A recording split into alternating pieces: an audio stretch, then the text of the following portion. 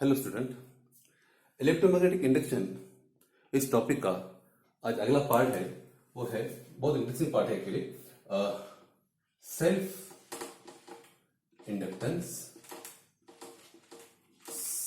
Inductance and mutual inductance.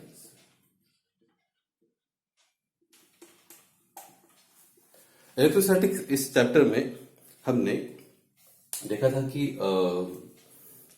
Capacitor देखा था हमने, और आपको पता है capacitor is a device which stores the energy and inductance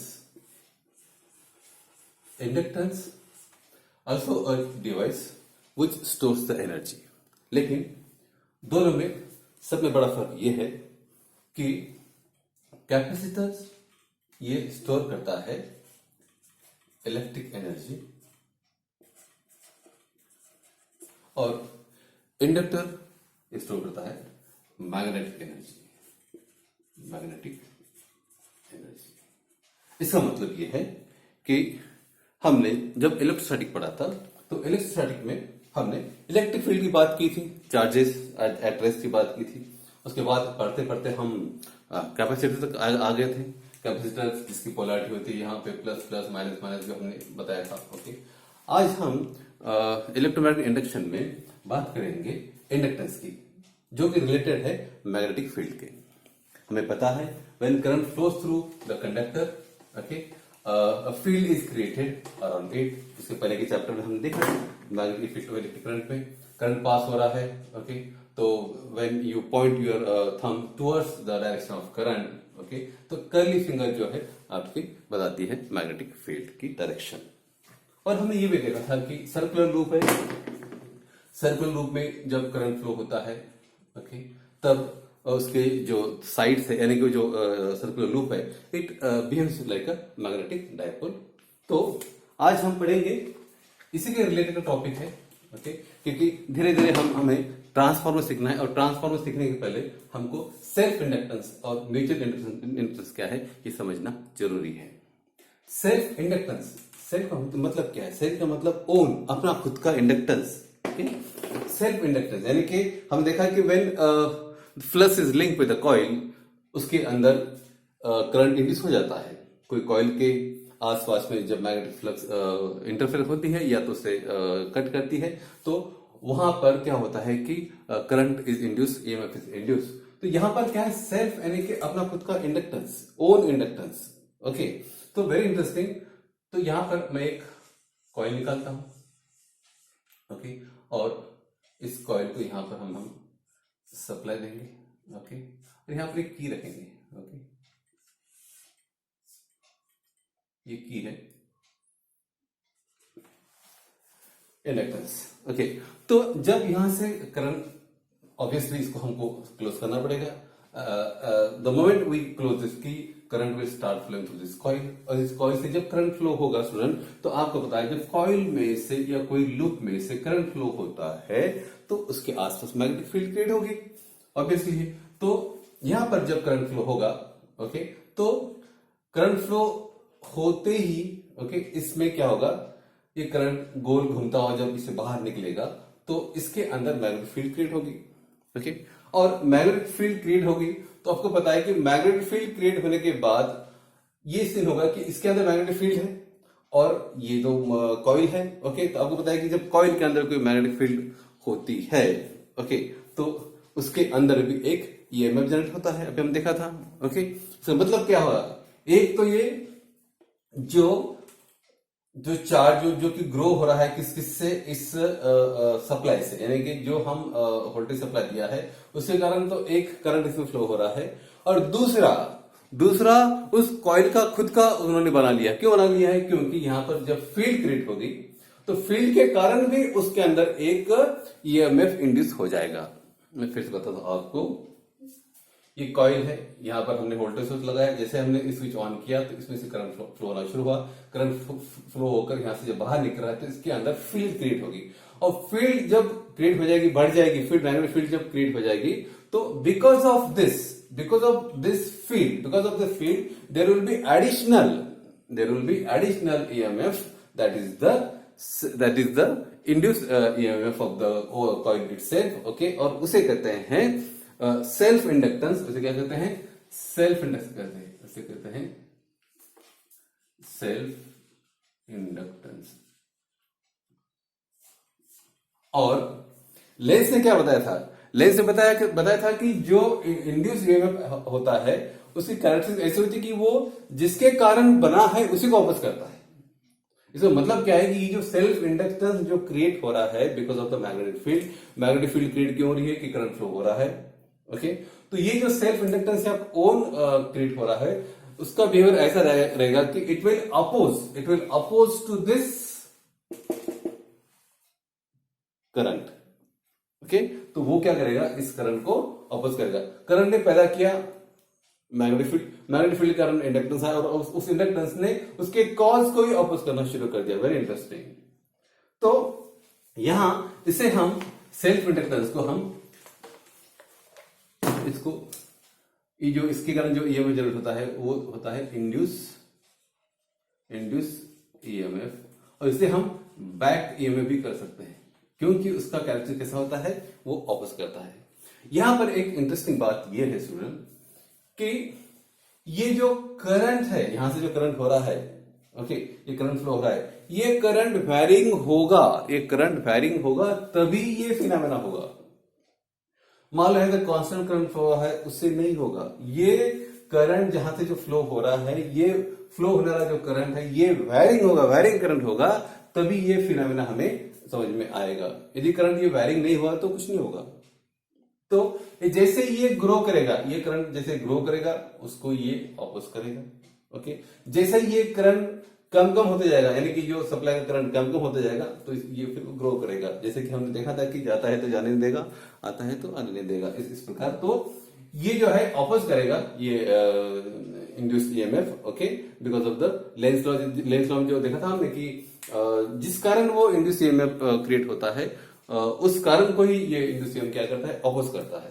आपको याद होगा हमने से कॉइल निकाला था, एक बार मैग्नेट को उधर से लाए थे हम. ओके, जैसे बार मैग्नेट को इस लूप की तरफ लाए तो इसमें से एंटी क्लॉकवाइज करंट फ्लो हुआ, और एंटी क्लॉकवाइज करंट फ्लो होने के कारण ये जो लूप था एक्ट कर रहा था नॉर्थ की तरह.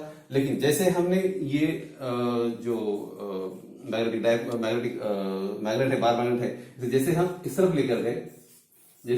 लेकर गए तो ये जो कॉइल है ये बिहेव करने लगी साउथ पोल की तरह.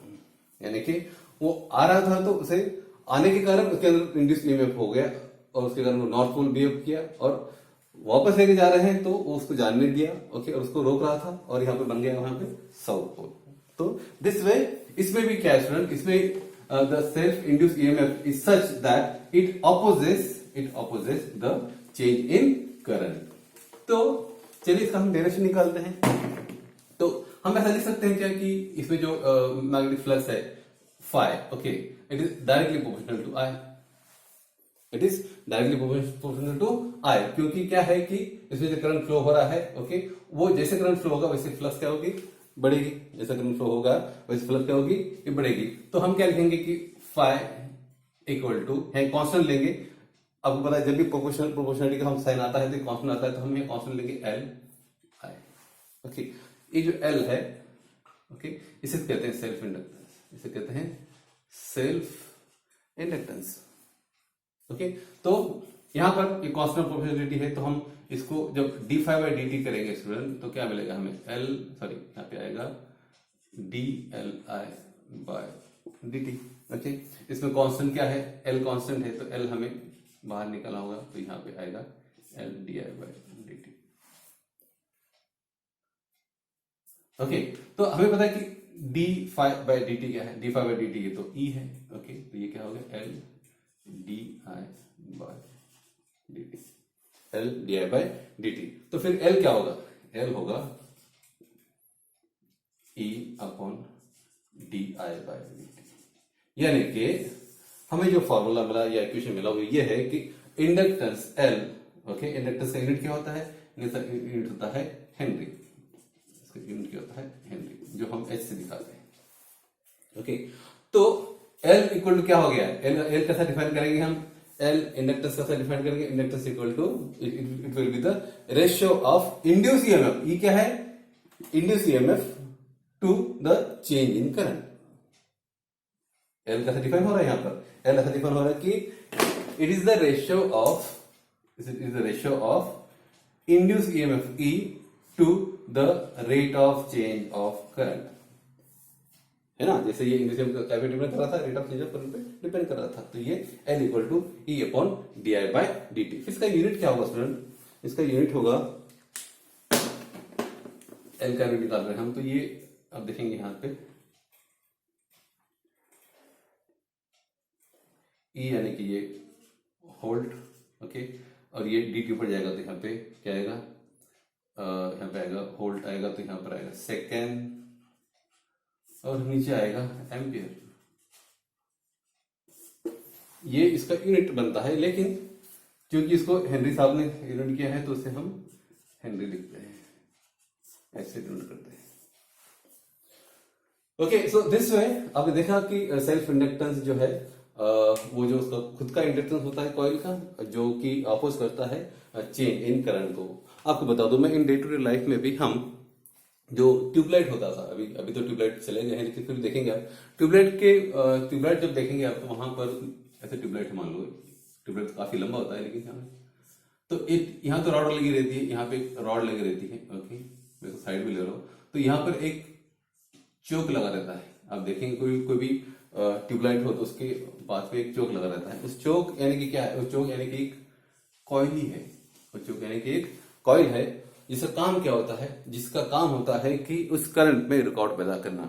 मैं बता दूं आपको, ये जो इंडक्टेंस है, इंडक्टेंस का काम वही है जो मोशन में इनर्शिया का होता है, मोशन में इनर्शिया का होता है। आपको पता है कि मोमेंट ऑफ इनर्शिया, इनर्शिया यानी कि क्या है कि ये कोई चीज है, इसको आप पुश कर रहे हो तो उसका जो मास होता है वो मास ऐड करता है इनर्शिया की तरफ, और वो ऑपोज करता है टू द मोशन। और रोटेशनल में हम देखेंगे, रोटेशनल में भी हम बोलते हैं कि there is the moment of inertia, there is moment of inertia जो ऑपोज करता है रोटेशन मोशन में। तो इस प्रकार ये जो इंडक्टेंस का भी काम जो है, ये इनर्शिया जैसा ही काम करता है। It opposes the change। तो ये ट्यूबलाइट में भी जो चोक लगा रहता है, उसका काम भी क्या आता है, वो ऑपोज करता है हाई करंट को। यदि हाई करंट पास होता है डायरेक्ट, मान लो कि हमने चोक नहीं लगाया तो क्या होगा, यदि हमने चोक नहीं लगाया और डायरेक्टली करंट सप्लाई किया तो हाई करंट के कारण वो ट्यूबलाइट का सर्किट जल जाएगा, ओके, और वो ट्यूबलाइट भी डैमेज होगी। CFL यानी कॉम्पैक्ट फ्लोरोसेंट लाइट में भी जब CFL लगाते हैं, CFL के अंदर में भी कॉइल लगाते हैं, एंड दैट कॉइल का काम ये होता है कि बहुत हाई करंट जो है वो उस फिलामेंट को या ट्यूबलाइट को नहीं देना है और उसको फ्यूज होने से बचाना है। हाई करंट फ्लो होगा तो डैमेज हो जाएगी ट्यूबलाइट, इसलिए वी यूज चोक यहाँ के बाद में एक स्टार्टर भी लगाते हैं। यदि आप आपके घर के आसपास ट्यूबलाइट हो तो देखेंगे कि उसके पास में एक चोक रहता है, यानी कि प्रैक्टिकली इस साइज का एक चोक लगा रहता है। उसको अंदर फोड़ेंगे आप तो उसके अंदर ऐसी कॉइल दिखाई देगी आपको। So this is all about the self inductance, okay. अभी हम देखेंगे म्यूचुअल इंडक्टेंस।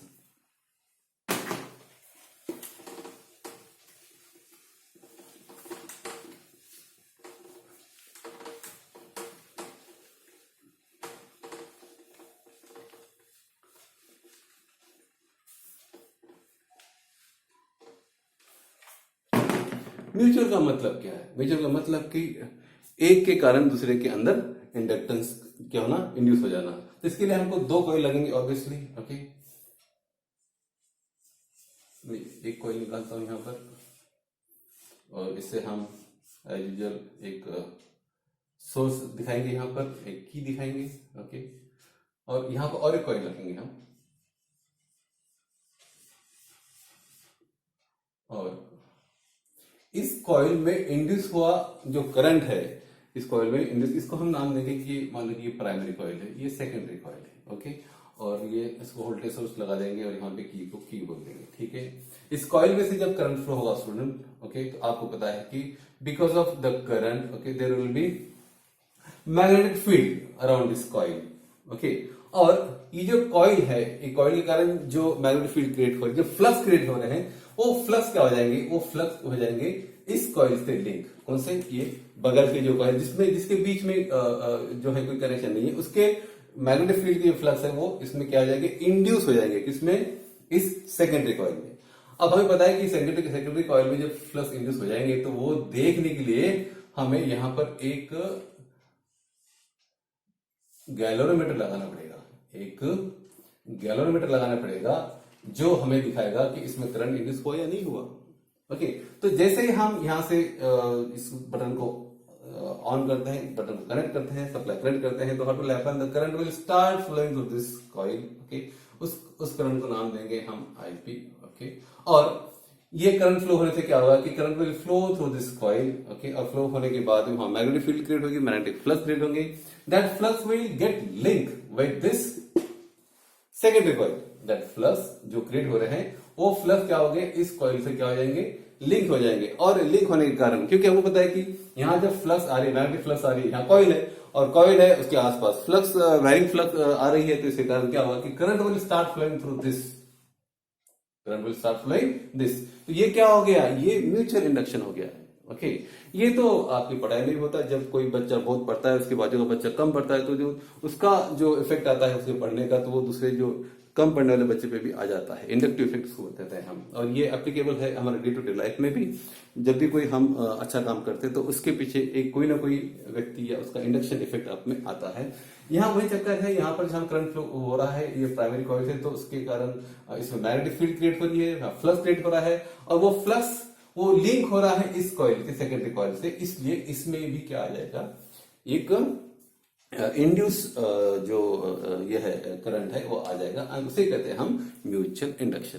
म्यूचुअल, एक के कारण दूसरे में आ रहा है करंट, म्यूचुअल इंडक्शन कर रहे हैं। तो इसका मतलब क्या है कि जब ये आईपी करंट जब फ्लो होगा, इसके ये जो फ्लक्स यहाँ आ रही है, इसके कारण इसमें जो फ्लक्स आ रही है, सेकेंडरी में जो फ्लक्स आ रही है, that flux is totally depend on this IP.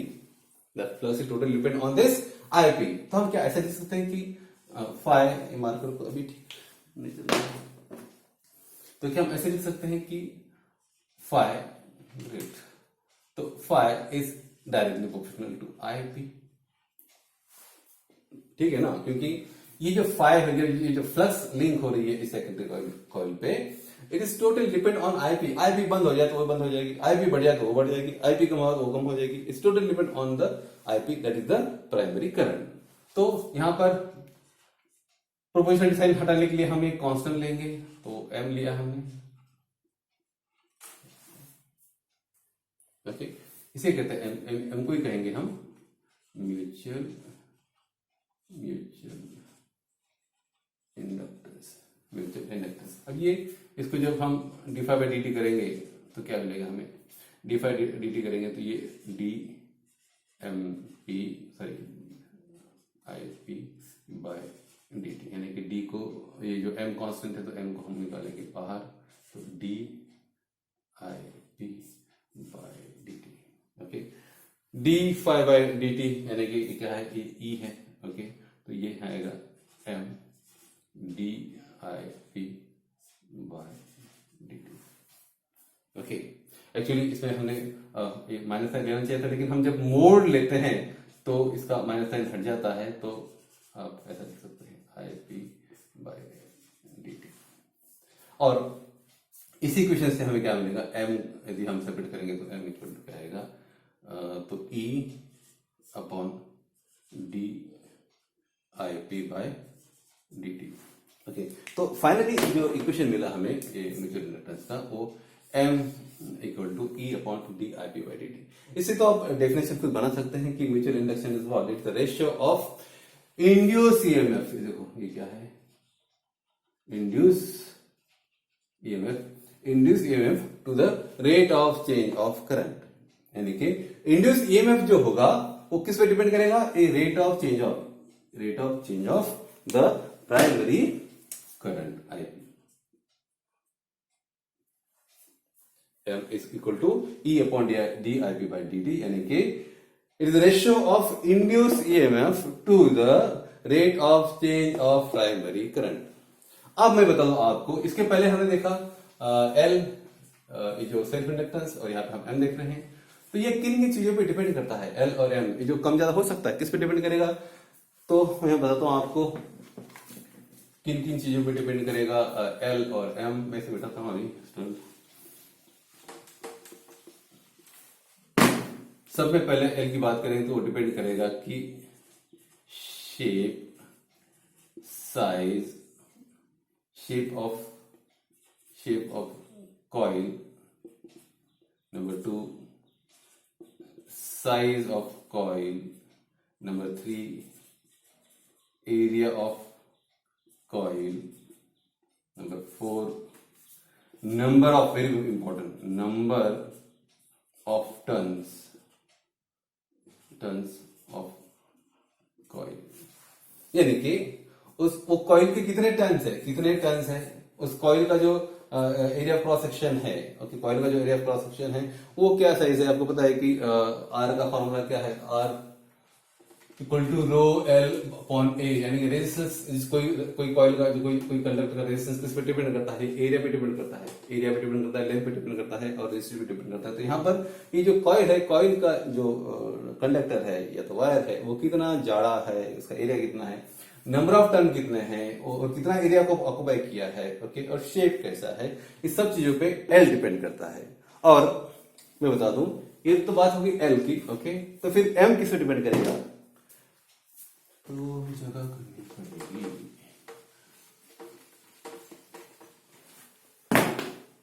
ये तो बात हुई एल की, ओके। अब बात करेंगे एम की, यानी म्यूचुअल इंडक्टेंस। म्यूचुअल इंडक्टेंस में एक एडिशनल चीज आई है, वो क्या है, वो कि दो कॉइल है इसमें और दो कॉइल के बीच में क्या है, कुछ गैप है उसमें जिसमें कोर रहेगा, ठीक है। तो इसमें क्या है कि हम लिख सकते हैं सबसे पहले तो the gap between the primary and secondary, उसके बाद shape of coil, size of coil, number 4 area of coil, okay, and number 5 core of the coil। यानी कि इसके बीच में कोर होगा, तो वो कोर किस चीज का होगा, किस मेटल का होगा, किस स्टील का होगा, निकल का होगा, उस चीज का होगा, तो उस पर भी डिपेंड करेगा। तो सबसे पहले कि म्यूचुअल में क्या है, दो कॉइल आ रही है, इसलिए जो गैप है, मान लो कि एक कॉइल मैंने यहाँ रखा, एक कॉइल ऐसे दूर रखे वाली है कुछ डिस्टेंस पे, म्यूचुअल नहीं होगा। म्यूचुअल होने के लिए कुछ डिस्टेंस लगेगा, वो डिस्टेंस भी ऑप्टिमम होना चाहिए, बहुत कम बहुत ज्यादा नहीं होना चाहिए और हिसाब का होना चाहिए। तो वो कॉइल का डिस्टेंस कितना है, ओके, उसके बीच में कोर भी आएगा तो वो भी इसमें रोल प्ले करेगा। तो इस प्रकार वो जो डिस्टेंस है वो भी मैटर करेगा इसके बीच में। और ये जो एल बोले थे हमने सेल्फ इंडक्टेंस, उसमें जिसमें आ नहीं रहा, उसमें gap between the primary and secondary, okay, then the shape of the coil, then size of the coil, then area of the coil, and हाँ very important number of turns of coil, यानी कि length कितना है उसका, N कितना है ना, यानी कि और लेंथ में कितना नंबर ऑफ टर्न्स बैठेगा वो भी रहेगा इसका। तो ये सब नंबर ऑफ टर्न कितने हैं, उसके बाद एरिया ऑफ कॉइल क्या है, कोर ऑफ द कॉइल क्या है, साइज ऑफ द कॉइल क्या, shape of the coil, and the gap also matters. Gap बहुत ज्यादा होगा तो इंडक्टेंस क्यों होगा, नहीं होगा। So these are the points on which the self inductance and the mutual inductance ये डिपेंड करता है। तो आई होप स्टूडेंट आज का जो टॉपिक था थ्योरेटिकल टॉपिक है, लेकिन मैं बताऊं आपको इसी टॉपिक पे बेस आपका क्या रहता है, ट्रांसफार्मर। जो अगला टॉपिक है transformer is a device, static device which transfer the power, transfer the energy from one port to another port. ये जो टॉपिक समझने के लिए आपको ये समझना, म्यूचुअल इंडक्टेंस या सेल्फ इंडक्टेंस समझना बहुत जरूरी था। तो आई होप आज का टॉपिक आपको समझ में आ गया होगा। Enough for today, next time next lecture. Thank you.